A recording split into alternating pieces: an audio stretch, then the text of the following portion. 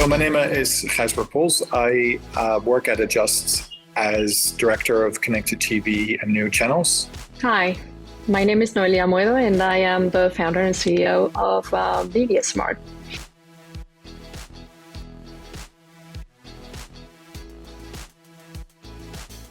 So far, we've been focusing heavily on the US market because that's where we see most of the movement is happening. Yes, it's getting bigger and bigger in Europe too, and in India, but also in countries like China and Japan.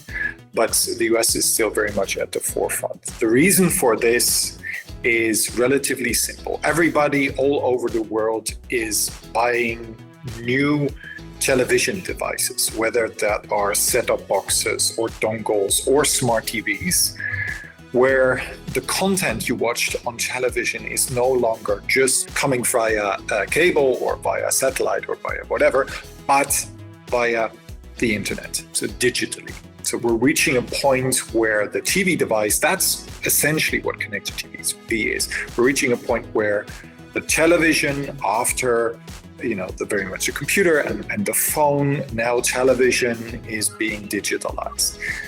Why this is such a big thing in the US? Well, people like to watch television a lot. The second thing, there's a strong economic incentive to switch from cable to connected TV. In the US, when you have a cable subscription, you usually pay for a lot of stuff you don't use.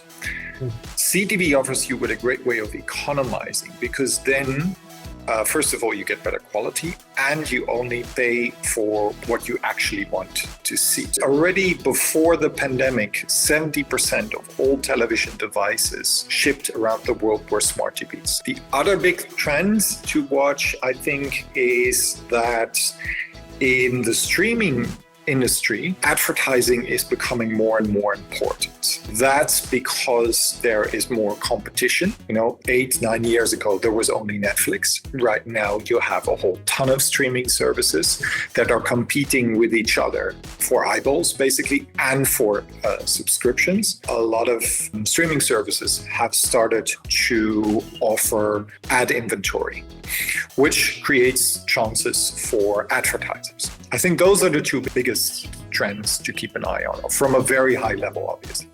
I absolutely agree with the two trends that Gijsbert has highlighted.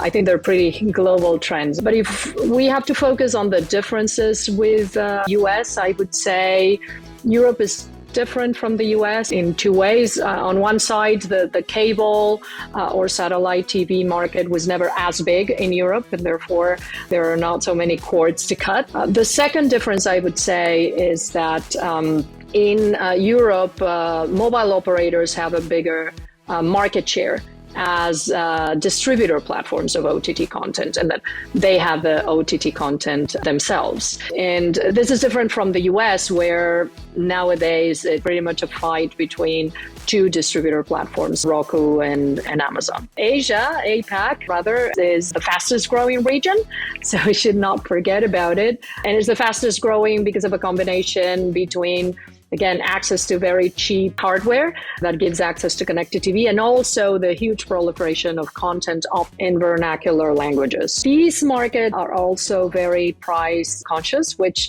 will drive the advertising business model. But I think the advertising business model is also coming to markets that are not so price conscious traditionally, but that suffer an economic crisis. And in general, advertising video on demand is here to stay because there's only so many subscriptions that a user can pay, and they want the access to a wide array of content. So definitely in agreement with Gijsbert here.